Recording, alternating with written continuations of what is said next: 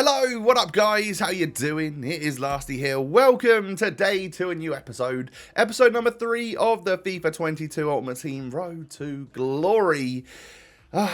Thank you for all of your wild support. Did you know, I don't know if any of you saw my tweet the other day, we were number 3 on the global trending, like the actual trending page on YouTube. Not the gaming trending, the actual trending. Third most trending video on the globe, in the globe, whatever you want to say. That is unreal. So thank you for all of your amazing support. Keep it up, right? Keep smashing that thumbs up button. Let's try and get number 2. Hey, one of these days I might even get number 1 trending video. That would be amazing. But yeah, smash the thumbs up. 10,000 likes on this episode. I know you can do it.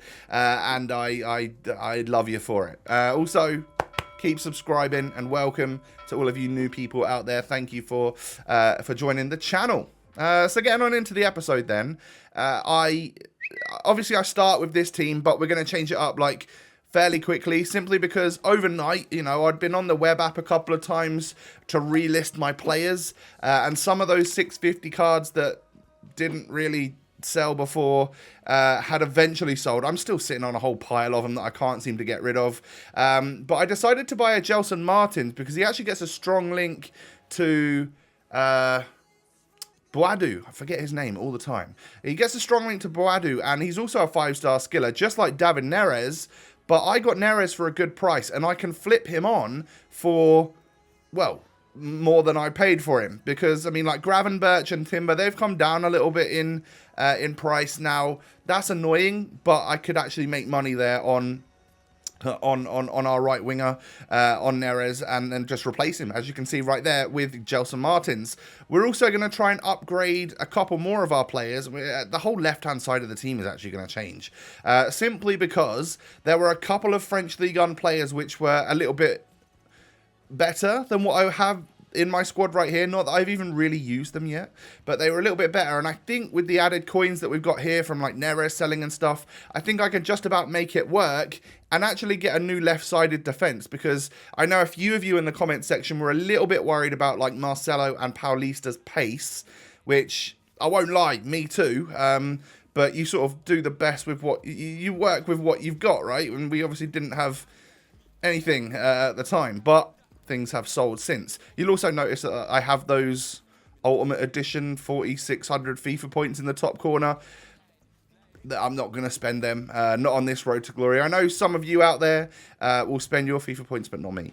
So yeah, I'm not getting ahead or anything. I think we'll have a discussion down the line as to whether or not I spend them on foot drafts or anything like that. But we'll get there. We don't even need to worry about them right now, because I am just enjoying the simple things. The ability to buy a Bamba on the market, and he just looks like a good player.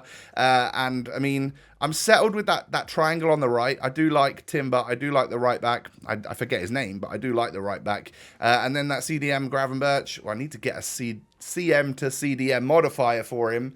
But yeah, I mean, once I get that, he'll be on full chem, and he'll be playing well. So for the very few games of squad battles that I've played, he's been quite nice. But we are going to go into rivals today. We're going to go into first online games, because I feel like the team is ready.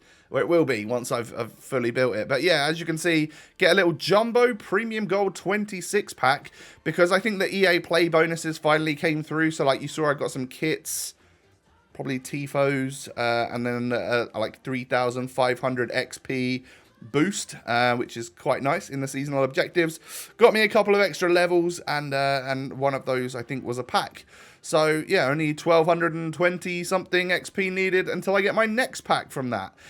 So let's head on into the store and grab that. But first, of course, we have this loan and untradeable team of the week player. I guess this is also to do with the Ultimate Edition. The inform I get is not great. 80 pace Kamara, probably won't use him unless of course at some point there will be a need for an inform in an SBC. I'll pop him into that because he's untradeable, can't do anything with him. And then our Jumbo Premium 26 pack, we get a Colombian fella called Quintero. I mean, yeah, it doesn't look like the greatest of cards, but we have just topped the club up again with a few different untradeable gold items, and with marquee matchups actually out now, you won't see it in this video, but over the next couple of days I'll obviously try and work on getting marquee matchups done, because that'll be quite fun to get some actual like tradable packs in return for that. Then I'll try and get it done, and having extra players in the club is obviously going to be beneficial to us to try and complete an SBC like that. So with that last pack, we actually managed to get a left mid to left wing card and a right mid to right wing card, which are two of the position modifiers which I actually needed for Bamba and for Gelson Martins. I just need that CM to CDM for Gravenberch, and I would be up to 100 chem. And at this point, I decided, yeah, I think I would have enough if I sold these three, you know, the goalkeeper and the two defenders. If I sold them, I would have enough to buy this man right here, although I got a bit of a deal for him because he was at the time going for about 8,000. I paid 6.7k, which is basically all I had at the time for a Jason Denia, who looks unbelievable. He does look very, very good. And I can sell Gabriel Paulista for a little bit more than I paid. Same for Marcelo, and actually same for Norberto Neto. Very, very fun name to say as well, by the way, that.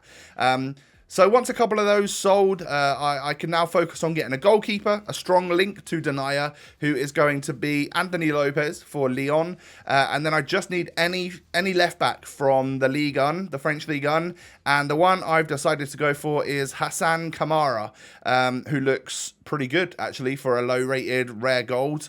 He is going to cost you a couple K, and I'm sure I probably will end up losing money on him, but he's fast, and he looks like he could be one of the better options. So now we've got more pace in the defense, and actually Denia, I would say, is nearly on the level of Paulista for, like, defensive ability, and he's got 83 pace, so, or 81 pace, whatever it is, he's quick, and the team now, that's a really nice team. So much so, I felt, you know what, we are ready. We're definitely ready to go into division rivals with a squad like this, and actually test out to see just what the gameplay is like, just how I am at the game. Am I good? Am I terrible? I guess we'll find out, right? But then, yeah, a few things are sold. I can't get rid of some of these for the life of me, but I will keep persevering. I'll keep popping onto the web app. Like, I go on like every hour, when I'm in bed at like 2 a.m. If I'm still awake, I'll go and check the web app, see if my stuff expired so I can relist it again. And I think that is just all part of the grind. If you know, you know. When you're a part of the Ultimate Team Road to Glory gang, then you know that is just part of the grind. So, yeah, a couple of things later, I played like a little squad battles here, little squad battles there, in order to get certain objectives done. I got the daily objectives done. It got single player completed because I've played a total of 5 squad battles games now, and I played like the team of the week, the featured squad, whatever it was. It gives us 500 coins, so you know it's another tick on the foundations part of the overall objectives. We will go on into some division rivals, obviously, because that will get like part of the online or the competitive part of it done. And I wanna get those. I want to get those objectives done, you know. I don't want them sitting there uncompleted for too long. So yeah, I get a little 75 or 75 to 83 rated player. The first one, I didn't get anyone high rated. I think it might have actually been 75. You just saw it.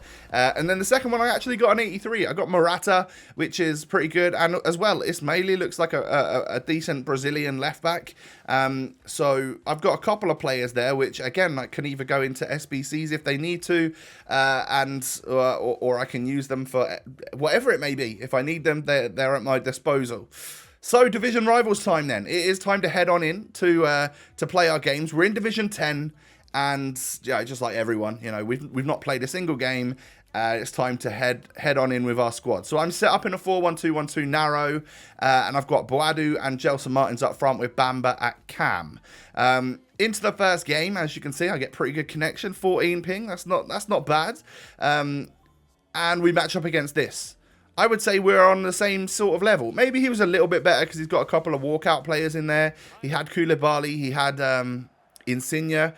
So I need to be a little bit careful, of course. But hey, you know, things went pretty well off the get-go, and I managed to go 1-0 up after just 8 minutes, and that first pause there was the first thing I could possibly do to change it from my gamer tag above my head to the player names, because that is, I much prefer to see the player names above my head. I don't know about you guys, but I changed that in the menu straight away. And as you can see, end up going 2-0 up here, just sort of sweated it across to Boadu.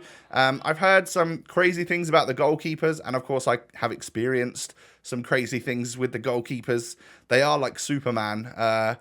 There's a new stat as well, expected goals. You see that at half-time and at full-time. And I was at like 3.3 expected goals, and he was at like 0.7. So that just goes to show you like the chances that have been created. I was on top in this game. I ended up winning it 2-0. I couldn't seem to pull away. I couldn't get another goal. It was quite a scrappy affair. I'm going to put it down to, I think it's because of like the low-end players that we're all using at the moment.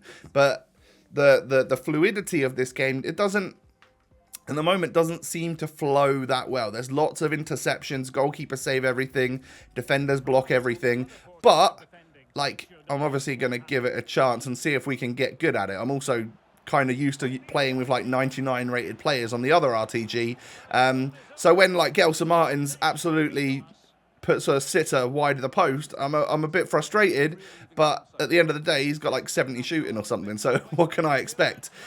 He then scores for me. Yeah, it actually does get a goal there. That was a low-driven shot. I wonder if maybe they're going to be a little bit back, because I've had a little bit of success with them in squad battles too. And then Boadu knocks it over the goalkeeper, but onto the bar, and unfortunately I don't get a goal from that right there.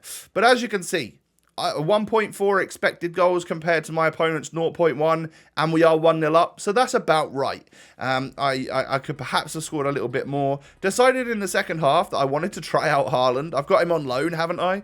I'm sure we all have. I chose him at the start of the game. I thought, you know what, I want to bring him on, see what he's like. I'm just so curious to see if the way that this game was playing, you know, I said things weren't flowing and everything was getting blocked or saved. I wondered if someone like beastly like Haaland might change that for me. So I win a penalty with Gelson, and actually I step up with Haaland and score it. I just thought I'd take it with him. I assume he's probably got the best penalty stats out of anyone in my team. I guess that's why they put him on the penalty. But look at this. We win the ball straight from kickoff. I also brought on Odegaard because he's just on my bench. And then, Haaland somehow manages to wind his way through and tap it into the back of the net, or sort of stretch his long old legs to knock it into the back of the net. So, yeah, 2 goals for him in very quick succession, and we get a 3-0 victory. And he did feel pretty good, to be fair. His dribbling may not be amazing, but I think the way he runs, his like custom animation and the ability to take very powerful, accurate shots, I actually think he's going to be a bit of a force, you know. So into the third and what will be the final game of the episode. If I can win this, I'll go on what's known as a win streak, and it will actually count as 2 wins in my progression through division rivals. So if I win this game, we can get into Division 9. I end up going 1-0 down. This guy was also called RTG, I think, in the menus. Maybe not his 3-letter abbreviation, but he was also called RTG. I go 1-0 down, but literally, I would say kickoff goal style, I managed to run down the other end. I scoop it past the goalkeeper and get a goal with Gelson Martins. One of the only ways that he can score is when there's absolutely no goalkeeper in the way. I was surprised he hit the target, because as good as he is, and he's fantastic, by the way, he's so good at running through and using that pace and the dribbling, he just can't shoot. He's got no end product.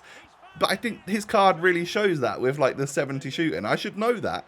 But I just expect more, because I'm so used to using crazy rated players at the end of last year on FIFA 21, where every shot you took went in the back of the net. That's just not the case at the moment here on FIFA 22.